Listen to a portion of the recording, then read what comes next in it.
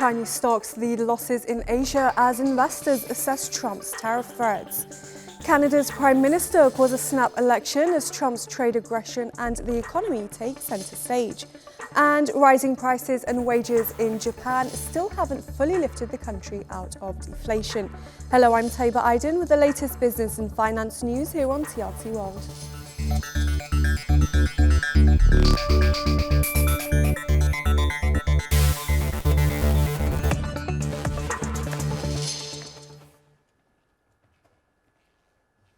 Equities were mixed in Asia on Tuesday following Wall Street's rally on easing fears over Donald Trump's planned tariffs. Hong Kong's Hang Seng fell around 2%, while the Hang Seng Tech Index declined more than 3%, and mainland China's CSI 300 traded flat. South Korea's Kospi Index lost 0.64% in choppy trading, while the small-cap Kosdaq declined 1.16%. Japan's Nikkei 225 was up around 0.5%. And over on Wall Street, all three major averages climbed on rising hopes that President Donald Trump will curtail his initial plans for broad-ranging tariffs after the president indicated that not all of his threatened levies would be imposed on April 2nd. Oil prices were little changed on Tuesday after rising 1% in the previous session as investors weighed the impact of Trump's announcement on social media of tariffs on countries buying oil and gas from Venezuela. And gold remained steady at above $3,015 an ounce.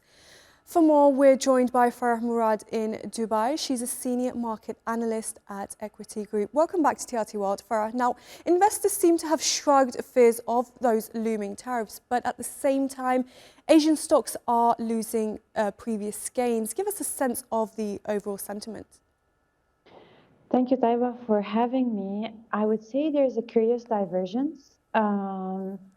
Investors are definitely not in panic mode about tariffs anymore, but I wouldn't say there's a huge optimism across the board. In Asia as well, I would say there's different scenarios, different stories. In Japan, for example, yes, the outlook is now more positive. Whether it's the relationship with the US, definitely a better tone than other economies in Asia. Weaker yen, it would definitely support this export-oriented manufacturing stocks are rebounding. I think this might continue, might be supported with less tariffs fears in the market. But in China, it's a different story. First, I highly doubt that the news yesterday can support the overall outlook between China and US. We still need more signs about a healthier relationship, I would say. And also in the Chinese market, fears about local demand, local rebound is still the major fear for investors. And I think the war, the tech war that might also loom more in 2025 is still real. And this is why we're seeing most pressure today on the tech stocks and the Hong Kong market. Right, and Trump has also threatened tariffs on countries that buy oil from Venezuela. How could this impact the oil markets? I mean, I think it's a very good strategic move at the moment. We need to remember that oil prices were under pressure for quite a while now. We know Donald Trump wants prices to be lower. So I wouldn't say there would be any policy that would bring instability to the oil market or create huge volatility, especially that Donald Trump knows that some of his policies would add more inflation pressure. I don't think the oil market would be one that he would want to have more inflation or volatility in it. We need to remember this comes after, I would say, a couple of weeks of OPEC producing more oil. We're talking about a major player in the oil market, ready to pump around 5 million more oil in the market. So I don't think this news would definitely create huge volatility or rebound. I think it might be a good opportunity on a short time scale for traders maybe to benefit from any news that would support prices. Because overall, I think between, or if we want to analyze what's happening between production peaking higher demand, probably the outlook is now lower, and Donald Trump wanting more oil in the market, news like that, I think, would be digested by the market quicker than before. Farah Murad, Senior Market Analyst at Equity Group, thank you very much for joining us. Thank you for having me. The state of Canada's economy and how to best combat Donald Trump's trade aggression is set to dominate the country's election campaign after a snap vote was called on the weekend by new Prime Minister Mark Carney. Emre Boz reports. He was sworn in as Canada's new Prime Minister less than 2 weeks ago, and this former central banker is taking no prisoners. I've just requested that the Governor-General dissolve Parliament and call an election for April 28th. Why now? Analysts say Carney is capitalizing on Trump's tariffs and rhetoric, aiming to rally support by vowing to protect Canada's sovereignty and industries. Trump has imposed 25% tariffs on most Canadian imports and suggested Canada become the 51st US state. President Trump claims that Canada isn't a real country. He wants to break us so America can own us. We will not let that happen. But Carney is facing a slowing economy. Economic growth peaked at 0.7% in the second quarter of last year, dipping to 0.6% by the fourth quarter. One of the reasons for the decline is rising interest rates, which hit a 20-year high of 5% before cuts began in May. This has increased the cost of borrowing, stifling consumer spending and production. Inflation did fall to 1.9% in November 2024, but rose to 2.7% last month, driven by higher energy costs and price hikes from firms anticipating US tariffs. Another factor slowing Canada's economy is a fall in export profits, with falling global commodity prices in 2024 cutting revenues from Canada's key exports, oil, gas and minerals. Canada faced 9 straight months of trade deficits through to November 2024, but it widened in December and January, driven by strong energy and automotive exports. With over 70% of exports going to the US, looming tariffs threaten growth in these sectors. Emre Boz, TRT World. For decades, Japan has been dealing with one of its biggest challenges, deflation. Japanese Finance Minister Katsunobu Kato recently said the country is still far from declaring a victory on inflation, despite rising prices and wages. Let's find out why. The average wage gains have hit 5.46%. That's the highest in 33 years. Inflation has remained above 2% for 35 straight months. Both are positive signs of a healthy economy. Consumer price growth has mainly been driven by a weak yen and high global commodity costs, rather than domestic demand. This means inflation in the coming months could fall below the 2% mark once again. Japan's economy, once one of the fastest growing, now faces significant challenges. So, how did Japan end up in this situation? After the economic bubble burst in 1992, decades of stagnation followed. In 2007, the Bank of Japan introduced ultra-low interest rates and stimulus incentives to jumpstart growth. But the policy failed. Why didn't Japan's efforts work? The biggest issue was demand, as it is now, driven by an aging population and global economic risk. Low interest rates and inflation lead people to save instead of spend. If the prices are expected to stay the same or even fall, why buy now? Another issue is capital flight. Investors move their money abroad to seek higher returns. The result is that stimulus funds meant to boost Japan's economy often fuel foreign markets instead. After 17 years, Japan ended its negative interest rate policy in early 2024. Rates now sit at 0.5% as of January 2025, the highest in 17 years. More hikes may come, but domestic demand remains weak. For Japan, changing the deflationary mindset built over decades will not be easy. Let's unpack this now with Indo-Pacific Affairs Analyst Victor Teo in Taipei. Victor, thanks for being with us. Now, despite rising wages and inflation, why is deflation still such a stubborn threat in Japan? in one word, confidence. I think there is, we still have, Japan has actually suffered deflation for almost 3 decades. Like your clip just now says, since the 1990s, they have been in economic difficulties, and they have been trying to climb out of this situation over the last 20 to 30 years. So it's going to take a little bit more than just inflation growth for over a period of a year to bounce Japan back. But by and large, I think Japan, if you look at the economic history of East Asia, one of the most important things that we take note of Japan is that Japan emerged from the ashes of the Second World War as an economic growth leader, leading the 4 other newly industrialized economies: Singapore, Hong Kong, Taiwan, and South Korea. So Japan was leader of the pack, and that is until China came along in the 1990s. When China came along, China basically emulated most of the things that Japan was doing and became the dominant manufacturing power in East Asia. And for lack of a better word, I think Japan lost its economic mojo. So Japan has been struggling to, first of all, remain an economic leader in Asia. Although its economy was almost as large as China, but China has now largely overtaken Japan on many counts. And to that extent, Japan has been struggling to find its own, if you like, own way forward. So the confidence level is not there anymore, and people, like your clip says, people during times of uncertainty tends to save, and Japanese people are very good at saving. So even despite their real wages increase, I think most people are saving for a rainy day.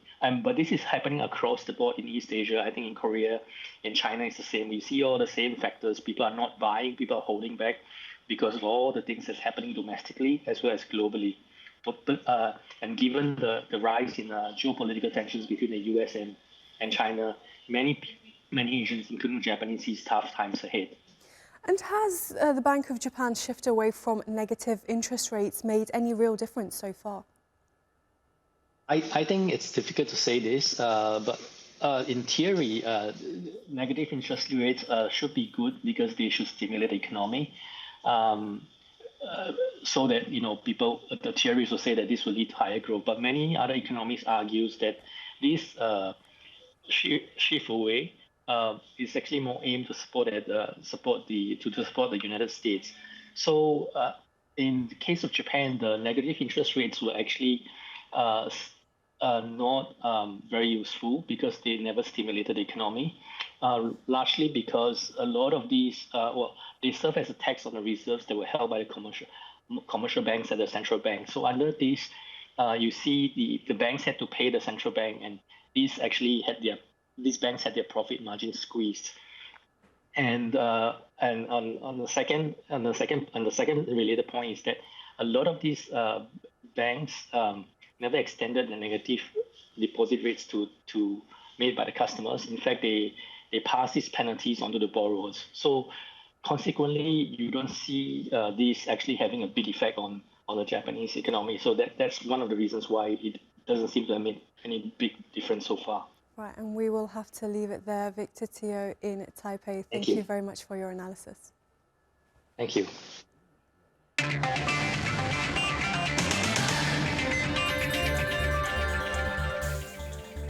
Now a quick look at some of the other top business stories from around the world.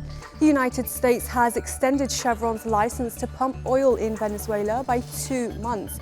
Trump had initially given the US energy giant 30 days from March 4th to wind down that license after he accused President Nicolas Maduro of not making progress on electoral reforms and migrant returns. Chevron is only permitted to export Venezuelan oil to the US. Meanwhile, President Trump has announced a $5.8 billion Hyundai steel plant in Louisiana set to create 5,400 jobs and produce 2.7 million tons of automotive steel annually. Construction begins in 2026, with Hyundai planning an additional $21 billion US investment over 4 years. The project includes a deep water dock and a local workforce training center, marking a major boost for Louisiana's economy and manufacturing sector. Korean Air has finalized a $32.7 billion deal with global aircraft manufacturer Boeing and engine maker GE Aerospace. The agreement includes the purchase of up to 50 wide-body aircraft, first announced at Britain's Farnborough Air Show last July.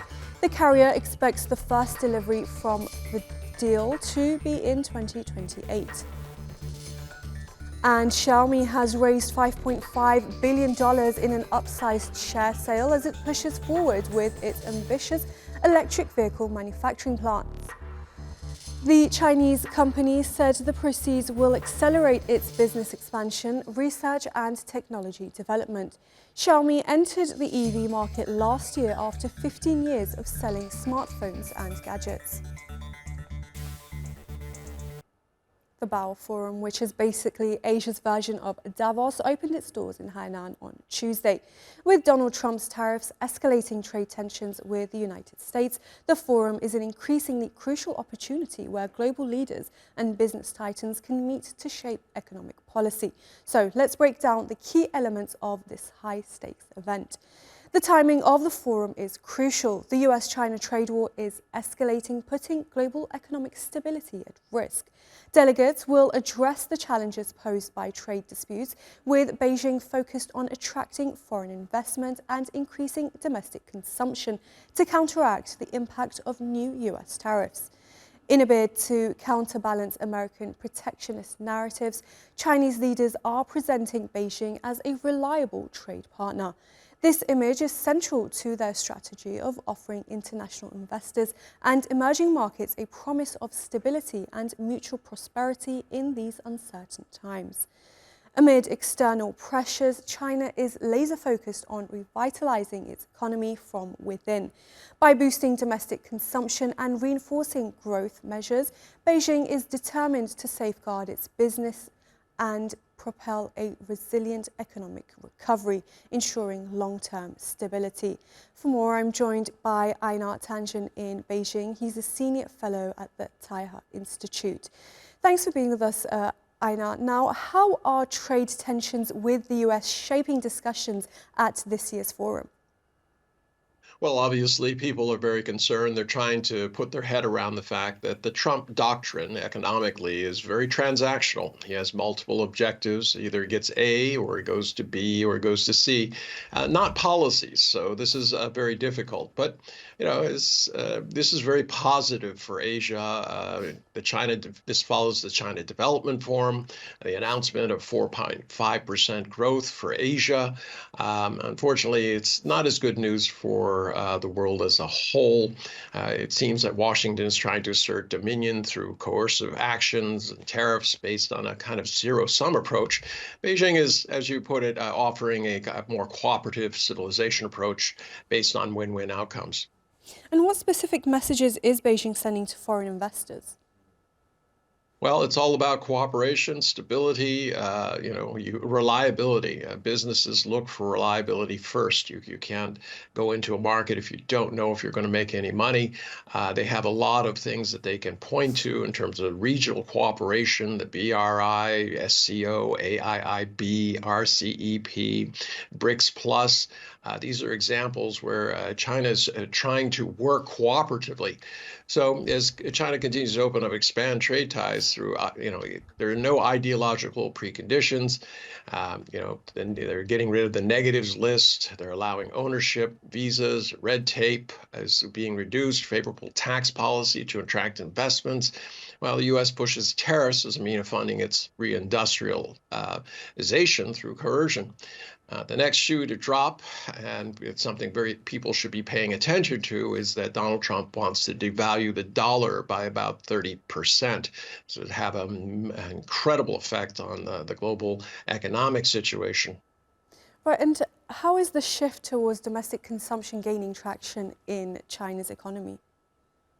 Well, there's a lot of growing confidence. This Black Myth of Wukong, this is a video game. It sold 25 million games, about 7.5 million outside of China. It's something that's helping Sony PlayStation, which is experiencing another high in the number of playing sets that they're sold.